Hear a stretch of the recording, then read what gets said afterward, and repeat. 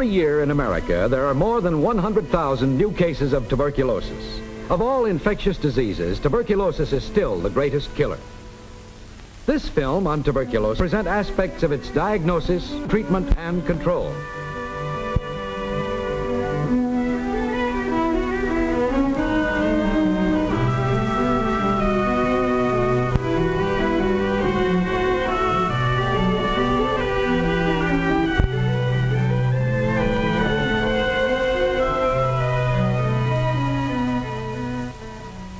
In spite of the progress of preventive medicine, in spite of public health programs on community, state, and national level, tuberculosis still attacks almost as many Americans today as 10 years ago.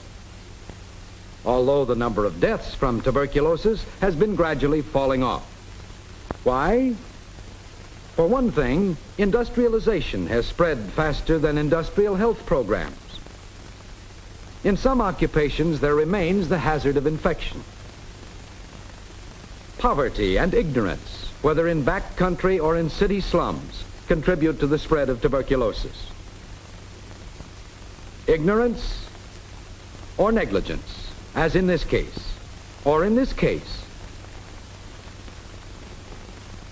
And then there are wars, the greatest spreaders of tuberculosis.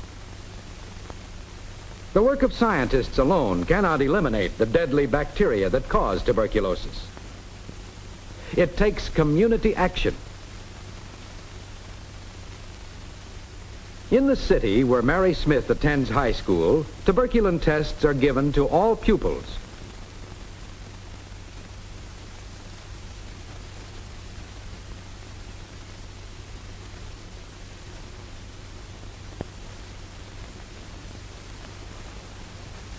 Two days later, the results are checked. The tuberculin test shows that this apparently healthy boy is infected. Mary's arm shows no reaction, however.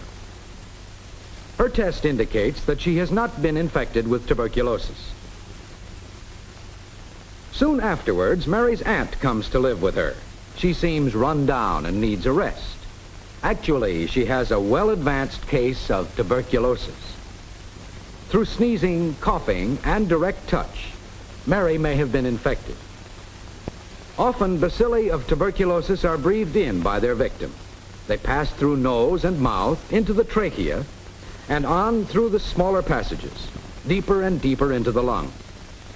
At their ends, in the deepest recesses of the lungs, the bronchi branch out into very small bronchioles, which contain air sacs, whose walls are principally tiny blood vessels. The tubercle bacilli at once attract disease-fighting cells, which begin to surround and envelop the germs. Many of the cells, however, are killed by the bacilli. Then larger body defense cells come to the rescue by swallowing up smaller cells and the bacilli they contain.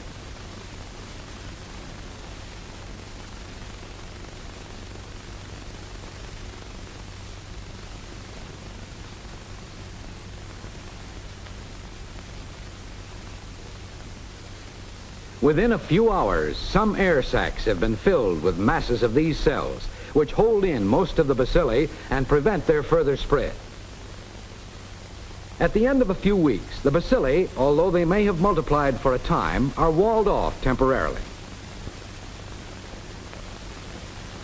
Or, as rather commonly happens, they may have been carried through lymph vessels to bronchial lymph nodes. There they may have been similarly walled off.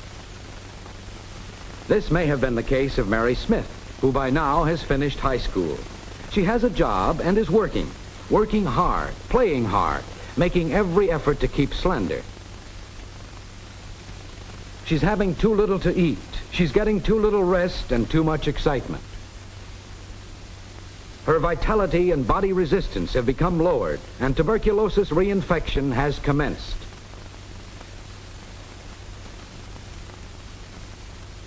Reinfection may come from outside, from tubercle bacilli carried from the air into the lungs. Or it may come from spreading of a primary infection. Either by the breakdown of the primary pulmonary focus or of a lymph node focus, either directly into the lung or in a roundabout way through the bloodstream, or finally into the bronchial tubes, with discharge of germs into other parts of the lung and formation of a new diseased area.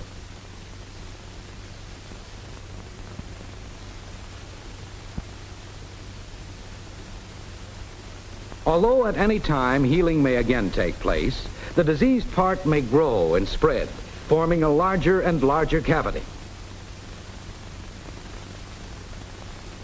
The first of this series of X-rays shows a small, dark-appearing cavity. In the second, the dark-shaped area has grown noticeably larger.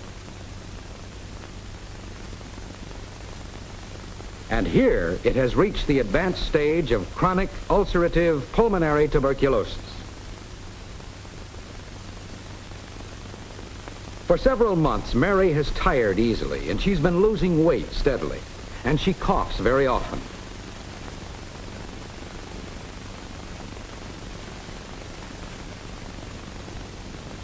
All this begins to worry her, and she finally decides to make an appointment with her physician. Mary's doctor soon detects signs that indicate tuberculosis. He suggests that she go to a tuberculosis clinic for further examination.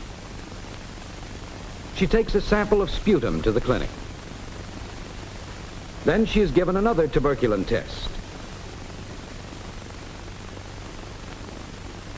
Among other checkups, an X-ray picture of her lungs is made. X-rays are one of our best means of getting evidence when infection is present.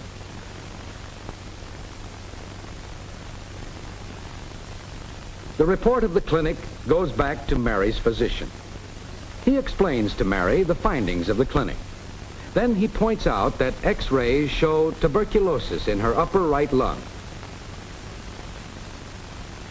The doctor tries not to alarm Mary. However, he makes it clear that she will have to submit to a long treatment. A treatment that will take her away from home to a tuberculosis hospital, where she will get proper medicine, proper food, rest, and possible surgery. Under the care of nurses and doctors, Mary is undergoing the standard treatment.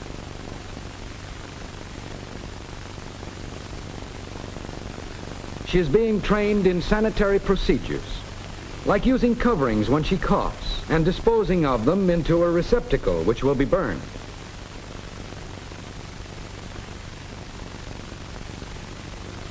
Fortunately, Mary is able to take an adequate amount of nourishment.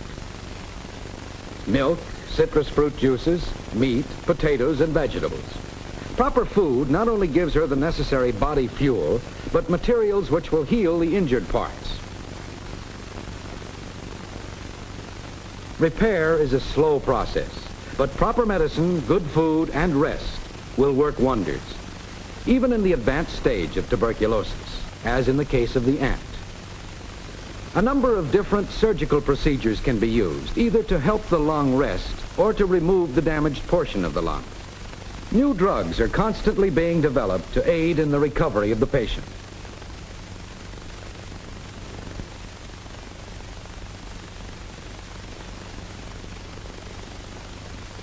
But even after the rest and building up of strength in the hospital, Mary passes through a long stage of convalescence at home. In an organized effort to help patients like Mary, public and private hospitals have been built all over the country.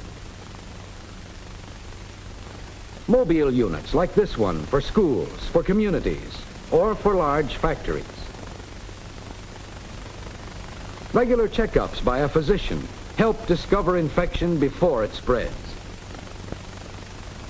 We have mobilized against tuberculosis all the resources of modern science.